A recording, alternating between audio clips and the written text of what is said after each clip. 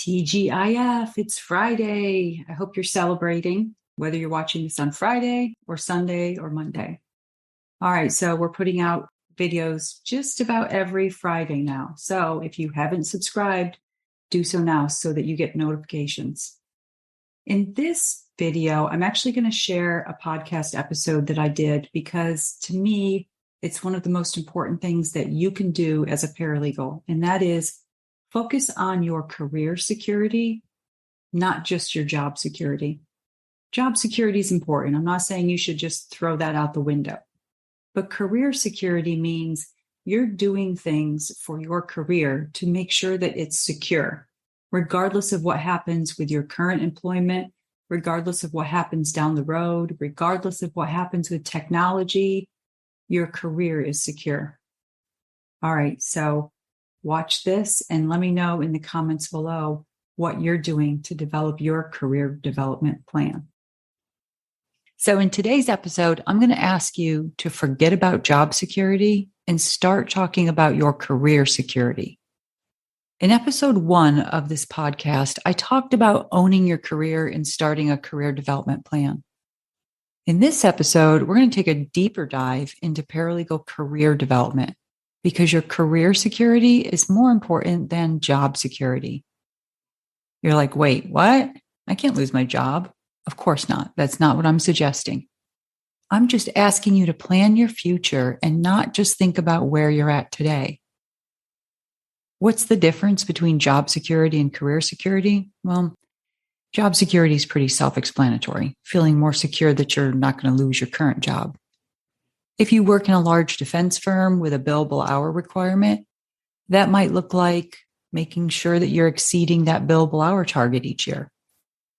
If you're working in a plaintiff's personal injury firm, it might mean being able to effectively and efficiently manage 50 to 100 or more files without letting anything slip through the cracks. Job security is important. I'm not in any way saying that you shouldn't care about your job security. But how often do you ever focus on your career security? What is career security? It's when you're consistently doing things that move your career forward and that will provide security for you regardless of what happens to your current job. You're adding value to your career so that if you got fired tomorrow or laid off next month, it would barely be a bleep on your radar screen because you have the valuable skills and certifications that other employers are looking for. You have that awesome resume that you continually update every year, and the connections that you've made throughout the legal industry and beyond. So let's break that down and get specific. We're really going to focus mostly on certifications today, valuable skills and certifications. Certifications do not necessarily go hand in hand with valuable skills. Let me start out by saying that. However, certifications that are transferable to different jobs are valuable. And certifications that add valuable skills to your current job are even better. When I thought about this topic for today's show, I thought, if I was a paralegal working in a law firm, what would that look like in 2022 and beyond? Because it's been 10 years since I've worked in a law firm. What kind of career development would I be looking at to keep myself sharp and marketable in 2022 and beyond? And when I say that, that's really career security, keeping yourself sharp and marketable for future years. Or better yet, if it was a reality for me, if I was in a paralegal position right now, what would I wish maybe that I had done earlier in my career to ensure my career? Now I'm looking at around maybe the 10 to 15 year mark for this specific example. And the certifications that I'm going to talk about first are those, for people who are in their 10 to 15 year mark, or maybe even higher. But you've been a paralegal for at least 10 years, maybe 20 or 30. You still probably got another 15 to 20 years or more before you're going to think about retiring.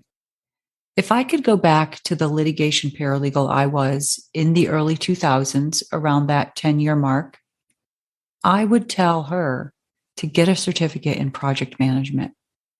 Because back then, there was no such thing as legal project management.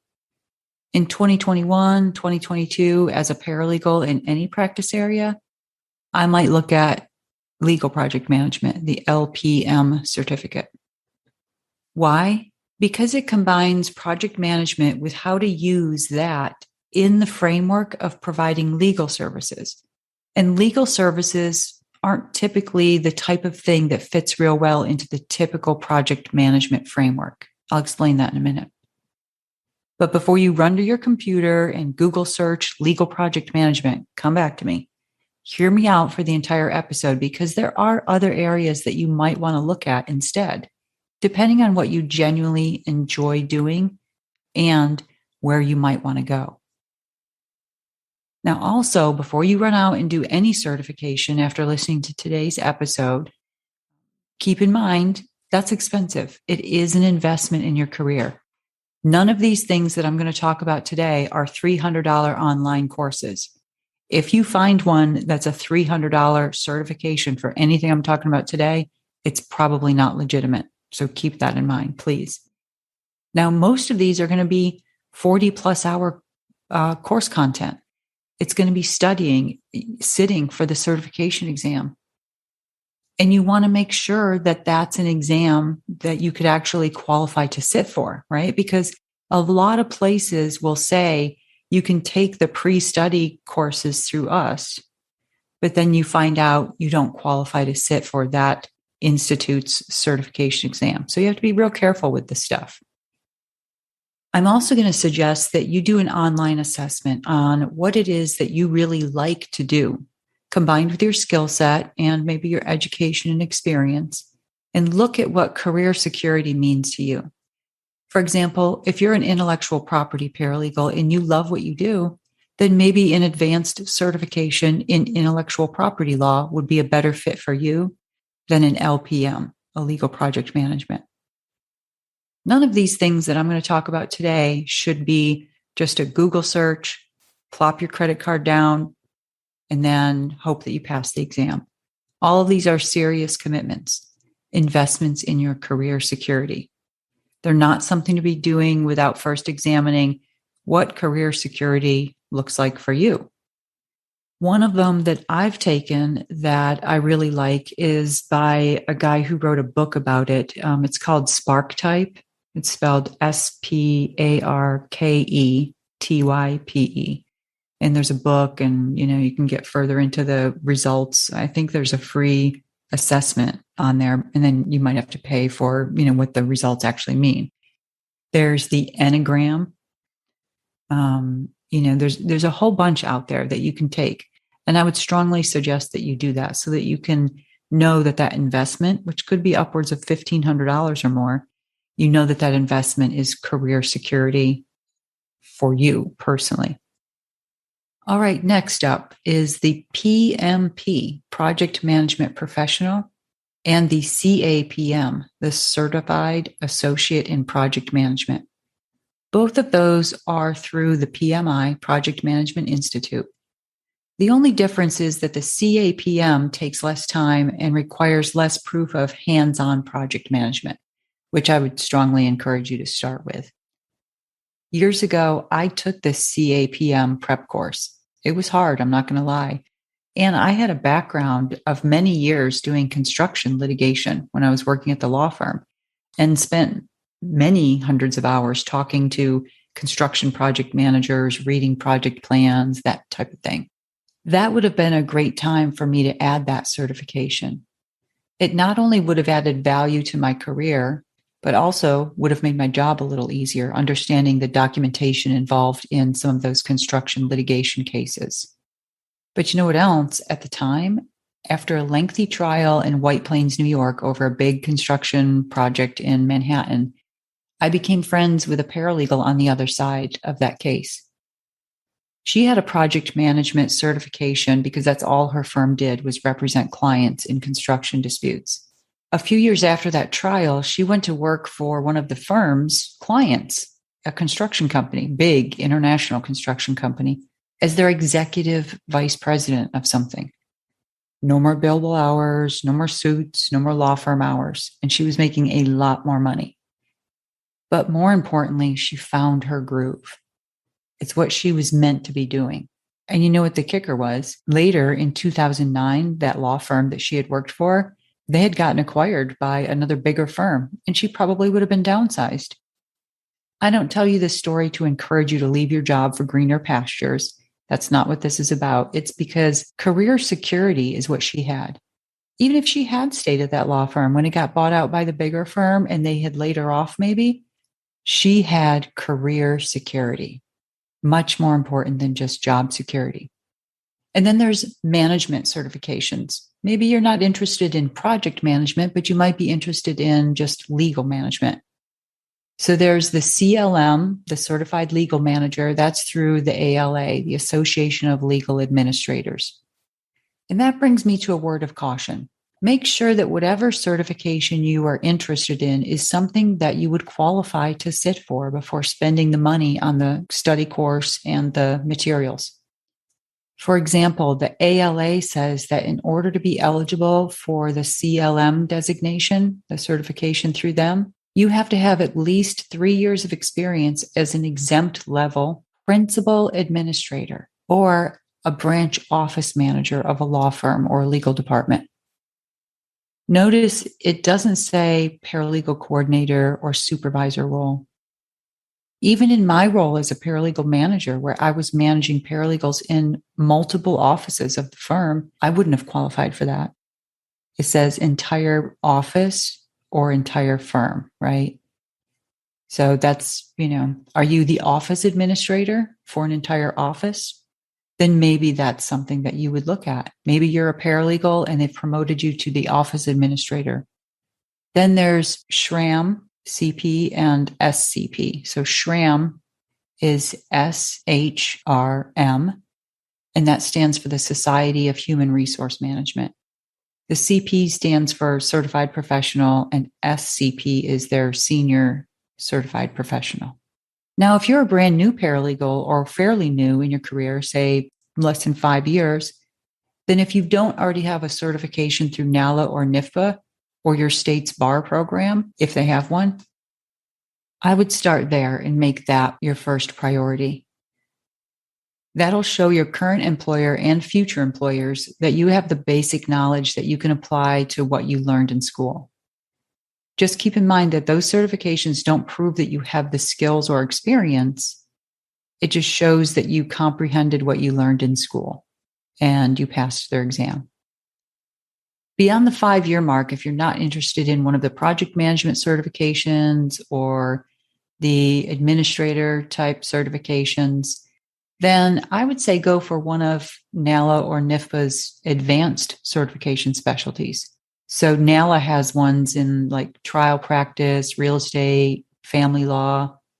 NIFPA has some in intellectual property, corporate law, elder law. Just make sure that whatever certification you're looking at investing in, that it's a certification that gives you more career security, that would be valuable to your career in the future. That's great if it's also valuable to your career now. But here's where I see things go wrong with certifications and something that you're going to want to be careful of. All certification programs require that you get a certain amount of continuing education credits, not just in the legal industry. All certifications require it. The whole point of being certified means that you're keeping up with that area of expertise that you were certified in. Now, one could say it's a pretty lucrative side effect for those certifying organizations, right? Because you're most likely going to become a member of that organization, paying an annual membership fee so that hopefully you can get a few free webinars or CLEs. And then you're most likely going to purchase the ones that you have to pay for, you're going to purchase through that organization. But that could be its own podcast topic. And I won't go there because by and large, it is a good thing that they're doing. Okay, but back to the bad thing about certifications. The paralegal who gets the certification and then in order to maintain enough CLE credits, crams in 10 hours of mostly useless presentations in order to not lose that certification. Presentations that don't add value, skills, or solve problems. I see this all the time. And I know this because I used to do it too. Back in the 90s, I had my CLA designation through NALA. It's now the CP. Back then, there were no online options. The only option to get CLE credits was to attend a conference or a live event, maybe through your local paralegal association, which was hard to do when you're working 10-hour days, spending 2 hours a day in the car, and raising a family. You can probably relate, right? Even with the online option now, who wants to work those hours, drive home, help the kids with homework, put them to bed, eat dinner, and then jump on your computer at 9:30 at night to get a CLE credit? Not many people I know. When I moved into management, I finally just let my certification lapse. I hate that I did, but it was because when I did have free time, which wasn't very often, I wanted to attend professional development programs that helped me become a better manager. Looking back now, being too busy to find quality programs, what I was doing was I was placing my job security ahead of my career security. That's really why I wanted to talk about this topic today, so that maybe I can prevent you from doing the same thing. Now, I don't mean that I felt like my job security was at stake. It wasn't at all. But it was a mindset that I got into. You probably do too. You place your employer's needs, today's projects, today's deadlines, next week's deadlines, next month's trial. You place that all above your own career development. And before you know it, it's been a year, 2, 3, or more since you took the time to find something that adds value to your career. I should have had a plan. And I talked about that in episode 1, having a career development plan. Where do you ultimately want your career to go? That's really what the plan is about. If I could go back to my younger self, let's say 5 years into my paralegal career, I would tell me to sit down at the end of the year and plan out, what areas do I want to improve on next year? What skill do I want to add? Not just for the sake of doing a better job, not just for the sake of getting a CLE credit or 2, but to invest in my career. The second thing that I would tell me back then is to get certified in something that adds value to my career, not just where I'm at now, again, what I want the future to look like. And yeah, double bonus if it's something that also helps me do my job better, triple bonus if it also gives me CLE credit. But most importantly, it focuses on my career security. In fact, you're probably going to get sick of hearing this because I'm going to say it so often in this podcast, but it's a quote from Earl Nightingale, who says, "Your job is owned by the company. You own your career." All right, so to wrap up, let's review a few of the certifications you might want to put on your career development plan for next year. Again, depending on your experience, where you want to go, what you like to do. There's the LPM, the Legal Project Manager, the CAPM, the Certified Associate in Project Management, the PMP, Project Management Professional. There's the CLM, the Certified Legal Manager, SHRM's CP, which is the Certified Professional. Then there are the practice-specific advanced specialties from NIFPA and NALA. And last but not least, maybe look at your local paralegal certificate program. They may have some advanced specialties as well that you'd want to look at. But then, of course, beyond the legal field, there could be a certification in something that you maybe want to move into that doesn't have anything to do with legal. So boy, after that list of certifications, I think today's episode probably tops it with the number of acronyms possible in one episode, huh? But you're probably used to it. If you're a paralegal or other legal support professional, we use acronyms way too much. I'll leave you with the actionable strategy from today's show. Get an advanced level certificate that's going to provide you with more career security. Something that you can take with you for the rest of your career.